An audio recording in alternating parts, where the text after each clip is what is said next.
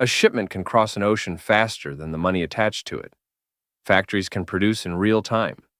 Ports can track containers live. Warehouses can automate everything.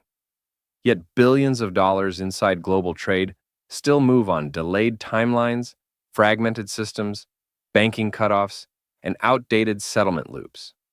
Most people think supply chains break because goods move slowly. But what if the deeper problem is money? When most people hear the phrase supply chain, they picture cranes, trucks, containers, and crowded ports. That makes sense because those problems are visible. You can film a backlog of ships. You can measure delivery delays. You can watch shelves empty. But many supply chain failures happen after the goods are already moving. A manufacturer ships inventory on time, yet the supplier waits 45 or 60 days to be paid. A multinational company has cash in one region and shortages in another. A treasury team sees value on paper, but cannot redeploy it quickly enough to solve a real operational need. The physical chain may be functioning while the financial chain is lagging behind. And if that sounds abstract now, it becomes much more concrete the moment trade crosses borders. This video is really about the money system wrapped around global trade, not price charts, not token narratives. The question is why goods can move quickly while capital connected to those goods often moves slowly. Imagine a supplier in Vietnam shipping goods to a buyer in Germany.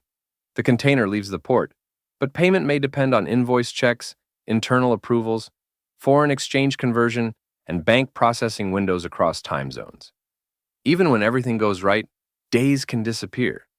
That delay carries cost. The supplier may need short-term financing to bridge the gap. The buyer may overhold cash as a precaution. Banks and intermediaries price risk into the process. What looks like a payment delay is often a capital efficiency problem hiding in plain sight. And slow settlement is only part of the story, because trade does not run on money alone. Before payment happens, someone usually needs proof. Proof the goods shipped. Proof they arrived. Proof the invoice is valid. Proof the party requesting funds actually controls the commercial claim.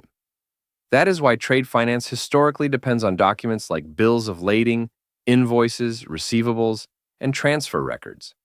These are not random forms. They are the legal layer that turns commerce into enforceable obligations. This helps explain why networks like XDC have focused heavily on trade documentation and digital transferable records. That positioning reflects a real bottleneck in the market. If ownership and obligations remain slow or disputed, faster payments alone do not solve the workflow. Trade runs on proof and payment together. One without the other leaves the transaction incomplete. A shipment can arrive on time and still be economically unresolved. But even perfect paperwork does not finish the trade. At this point, the structure starts to come into focus. If faster settlement tools have existed for years, why has the old system remained so dominant? Because speed was never the only requirement.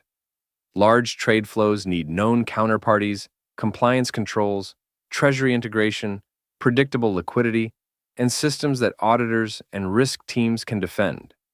A payment rail can be technically impressive and still be institutionally unusable. That is one reason many blockchain narratives overstated timing. They assumed better technology automatically replaces slower infrastructure. In reality, infrastructure changes when legal, operational, and incentive conditions align. For global trade, money must move fast and safely. Without both, adoption stalls. Now, the backdrop looks different. Instant payment systems are expanding in multiple regions. Treasury teams increasingly expect real-time visibility instead of end-of-day reporting. Tokenization has moved from fringe concept to mainstream discussion inside banks and asset managers. Even public ledger systems are evolving permissioned environments and compliance-friendly designs meant to attract regulated participants. Stablecoins are also being explored for business settlement, not just retail transfers. For years, faster rails were optional. In a higher rate world where idle capital carries real cost again, they become more attractive. None of this guarantees one winner, but it suggests the environment is becoming more compatible with real-time money movement than it was 5 years ago. And when the environment changes, older assets and networks can suddenly look less early and more ready. This is where XRP enters the conversation in a grounded way. XRP does not need to run every part of global trade to be relevant. It may only need to solve specific expensive moments inside it. The original institutional case for XRP centered on fast settlement and bridge liquidity between currencies or systems that lack efficient direct pools. Instead of pre-funding accounts across multiple jurisdictions, value can in theory be sourced when needed and settled quickly. A freight operator clearing goods in Singapore may need to settle a supplier in Thailand, while treasury cash sits in Europe. In theory, on-demand bridge liquidity is built for moments exactly like that. That matters in trade because delays often appear at handoff points. Currency conversion, cross-border payout timing, liquidity trapped in the wrong place at the wrong moment. If compliant liquidity rails continue to mature, assets designed for movement rather than storage may become more useful than many people assumed. This is also where simplistic winner-takes-all thinking breaks down. Supply chains may need two different upgrades operating together. One engine modernizes obligations. It digitizes invoices, receivables, title records, and trade claims, so financing and ownership can move cleanly. That is where XDC-style positioning makes sense. The other engine modernizes settlement. It moves value across borders with less delay, lower friction, and potentially better capital efficiency. That is where XRP-style positioning becomes relevant. Institutions usually do not choose ideology. They assemble stacks. If one system handles proof and another handles payment, that is not failure.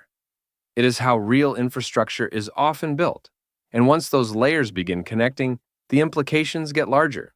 Imagine a supplier receives payment minutes after verified delivery instead of weeks later. Imagine a treasury desk seeing global balances live and repositioning liquidity before stress builds. Imagine rebates, financing triggers, and supplier discounts activating automatically when milestones are met. In that world, less capital sits idle. Dead capital starts turning back into working capital. Smaller firms may need less emergency financing. Large buyers may negotiate better terms because certainty improves for both sides. This would not simply be faster payments. It would be a different operating model for trade itself. Capital would spend less time waiting and more time working. And systems that reduce waiting often reshape behavior far beyond their original use case. So the real contrast is simple. Most people think supply chains are physical systems with occasional payment issues. In reality, they are commercial systems where money, proof, and logistics must all stay synchronized. When one layer lags, the whole machine slows down. That is why the next supply chain revolution may not come from bigger ships or faster trucks. It may come from modernizing the financial plumbing around global commerce, cleaner documentation, smarter treasury systems, and settlement rails built for a 24-hour world. Whether XRP becomes part of that future depends on execution, regulation, liquidity, and real adoption. But the problem it was designed to address is more real than many critics admit. The deeper bottleneck may have been money all along. Thanks for watching, and I'll see you in the next deep dive. As always, this is for educational and entertainment purposes, not financial advice. Make sure you do your own research before making any investment decisions. If this kind of content resonates with you, a like or subscribe is always appreciated. And if you ever prefer shorter companion pieces, I publish focused myth-busting and under-discussed mechanics on T-Bone Crypto Bytes. They're simply added context, not replacements for the deep dives here. You'll find the link in the description.